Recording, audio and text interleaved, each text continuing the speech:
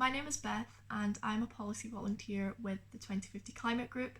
We are an organisation that really aims to empower and inspire young people all across Scotland to be able to take climate action in the way that they wish to take forward, whether that's in their own communities, at the local or national level.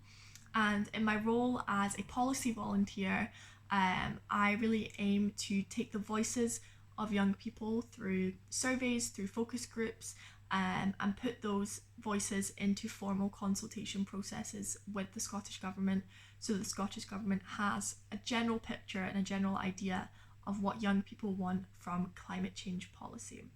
And in terms of what the COP process means for me at the personal level and throughout the role that I do at 2050, I think the COP process is a great time for informal engagement. So I think that there's a lot of formal processes that go on at each of the COPs, and I think a lot of the time there's some great progress that is made, but it's what I really love to see is the informal engagement and the informal processes that happen outside of COP but around COP at the same time.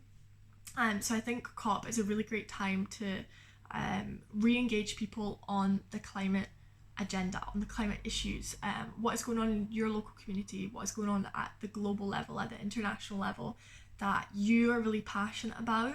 I think COP is a great time to engage on that and explore that and ask young people, what do you want from COP? What do you want from your global leaders? And kind of taking advantage of the excitement that comes with COP and turning that into action. One great thing that's come from COP27 this year is the formal loss and damage fund.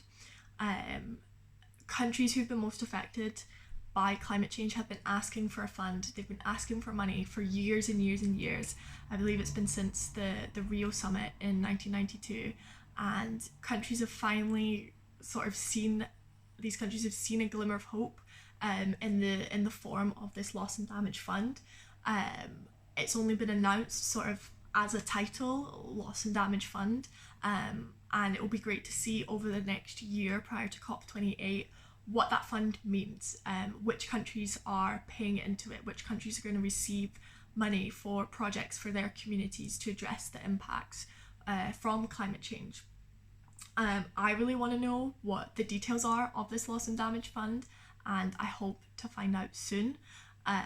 But that's really been one of the great kind of outcomes from COP27, and I think it will go down as a historic moment, not just for COP27 but for many of the COPs that we've seen over the last couple of years. In terms of what I want to see next, it's really understanding, what do young people want now? A lot of young people from all across the world have been fighting for a loss and damage fund, and now that we've got it, what's next? What do we want from this loss and damage fund? What can we push our governments for, other young people to fight for? That's what I really want to understand in my role as a policy volunteer. So hopefully we'll sort of get more details about the loss and damage fund in the coming weeks, in the coming months, and then we can use that to fight for more. I think with climate change, there's always going to be more that we need and more that we want. And so I think that pushing for that from our government and from our leaders is really, really important.